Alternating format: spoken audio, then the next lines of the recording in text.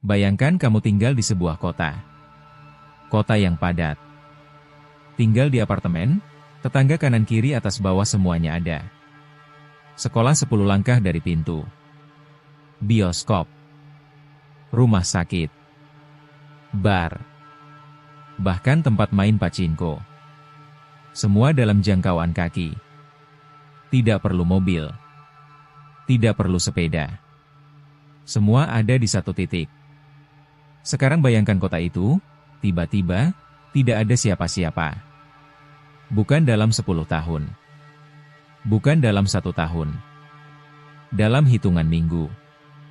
Ini bukan skenario film zombie. Ini benar-benar terjadi. Di sebuah pulau kecil di lepas pantai Nagasaki, Jepang. Namanya Hashima. Tapi kalau kamu cari di Google, kamu bakal lebih sering nemu nama lain, Gunkanjima. Pulau kapal perang. Karena dari jauh, bentuknya persis seperti kapal perang raksasa yang berlabuh di tengah laut. Tapi begitu kamu mendekat, kamu sadar, itu bukan kapal. Itu beton.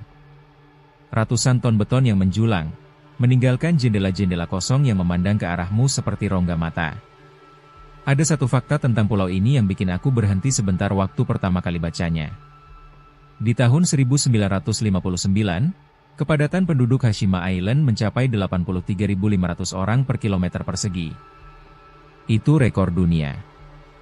Gak ada satu kota pun di muka bumi yang pernah sekepadat itu. Bukan Tokyo. Bukan Manila. Bukan Mumbai. Tapi sebuah pulau berukuran 480 meter kali 150 meter, yang bisa kamu kelilingi dalam 15 menit jalan kaki. Di atas pulau itu, manusia hidup bertumpuk. Bertingkat. Bersebelahan. Mitsubishi membeli pulau ini di tahun 1890 dan mulai menambang batu bara dari bawah laut. Bayangkan, mereka nggak cuma menggali di bawah daratan, mereka menggali sampai ke dasar laut, ratusan meter ke bawah. Terowongan bawah air. Di dalam gelap. Di dalam panas. Para pekerja turun ke lubang yang nggak pernah melihat matahari. Dan mereka naik lagi ke apartemen yang juga nyaris tidak pernah melihat matahari, karena satu blok apartemen menempel ke blok lainnya. Tahun 1916, Jepang membangun gedung apartemen beton bertingkat pertama di negaranya. Di sini. Di Hashima. Bukan di Tokyo. Bukan di Osaka. Di pulau karang buatan manusia ini. Karena ke atas satu-satunya arah yang tersisa. Dan tahun 1959, pulau ini mencapai puncaknya. 5.259 orang tinggal di satu pulau karang. Mereka punya sekolah, bioskop, rumah sakit, restoran, pemandian umum, bahkan kuil Shinto. Semua dalam area yang lebih kecil dari kompleks perumahan biasa. Tapi di balik beton dan besi itu, ada sesuatu yang gak banyak dibicarakan. Sesuatu yang bikin pertanyaan ini nggak bisa dihindari. Seberapa manusiawi sebuah tempat yang dari awal dirancang bukan untuk manusia? Di masa perang, Hashima punya sisi gelap yang jauh lebih pekat. Ribuan pekerja paksa dari Korea dan Tiongkok dikirim ke sini. Mereka bekerja di bawah tanah, dalam suhu yang bisa mencapai 40 derajat lebih, dengan ventilasi yang hampir tidak ada. Makanan sedikit. Jam kerja panjang. Mereka tinggal di barak yang terpisah dari pekerja Jepang. Menurut laporan, beberapa dari mereka mencoba melarikan diri, dan tenggelam di laut yang membatasi pulau itu. Tidak ada catatan pasti berapa yang meninggal di sini selama masa perang. Angkanya bervariasi. Beberapa sumber menyebut ratusan. Beberapa menyebut lebih. Yang pasti, sampai hari ini, masih ada keluarga-keluarga yang datang ke sini untuk mendoakan arwah yang tidak pernah pulang. Tapi mari kita lompat ke tahun 1974. Jepang sudah beralih ke minyak. Batu bara mulai ditinggalkan. Dan Mitsubishi mengambil keputusan, tambang Hashima ditutup. April 1974, pengumuman resmi keluar. Dan inilah bagian yang paling gak masuk akal bagi saya. Dalam waktu kurang dari 3 bulan, beberapa sumber bahkan bilang hanya beberapa minggu, seluruh populasi pulau ini pindah.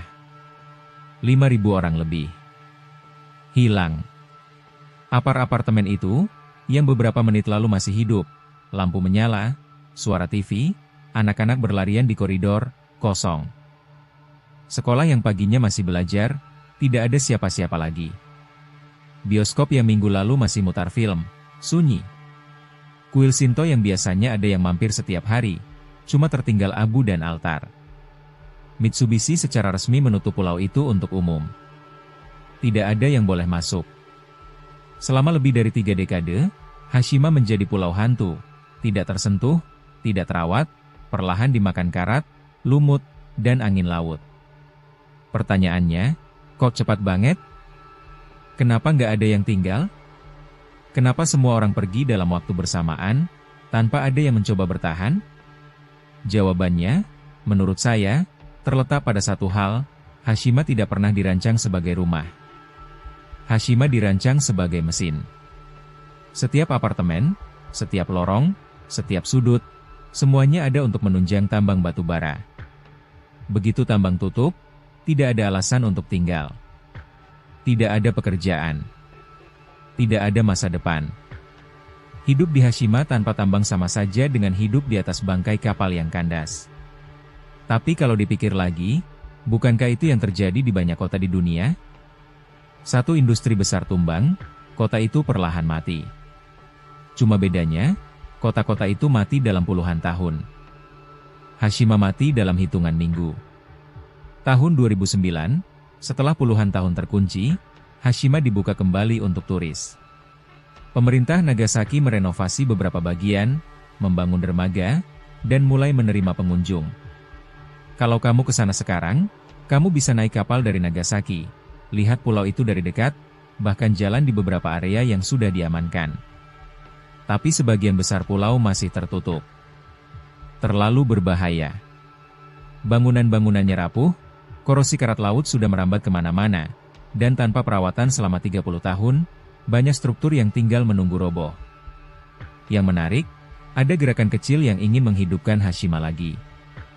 Beberapa pengembang melihat potensi hotel atau museum. Tapi usianya, kondisinya, dan biaya renovasi yang sangat besar, semua itu bikin mimpinya masih jauh. Di tahun 2015, UNESCO menetapkan Hashima sebagai situs warisan dunia. Tapi itu pun tidak tanpa kontroversi. Korea Selatan keberatan keras, karena sejarah pekerja paksa masa perang tidak disebut secara eksplisit dalam narasi resmi Jepang. Sampai hari ini, perdebatan itu masih bergema. Jadi Hashima sekarang berdiri di antara dua dunia, peninggalan industri yang memukau secara visual, dan luka sejarah yang belum benar-benar sembuh. Betonnya masih tegak. Tapi cerita di baliknya, itu yang terus diperdebatkan. Kalau kamu berdiri di dermaga Hashima sekarang, menghadap ke blok-blok apartemen yang kosong, dengarkan angin yang berdesir di sela-sela jendela pecah, apa yang kamu dengar? Aku dengar suara 5.000 orang yang buru-buru pergi. Tidak sempat bawa semuanya. Tidak sempat pamit. Mungkin beberapa dari mereka, sampai sekarang, masih mikir, kapan ya saya balik ke pulau itu? Tapi pulau itu sudah tidak menunggu mereka lagi. Hashima mengingatkan kita pada sesuatu yang kadang kita lupa, bahwa tempat yang kita sebut rumah, kadang cuma pinjaman. Dan ketika alasan kita untuk tinggal di sana hilang, rumah itu bisa berubah jadi penjara. Atau jadi kenangan. Atau jadi monumen bisu yang hanya bisa ditatap dari kapal, karena kaki tidak diizinkan menginjak lagi. Kalau kamu suka konten misteri dan sejarah seperti ini, subscribe dan saksikan terus video-video lainnya di channel ini. Sampai ketemu di cerita berikutnya.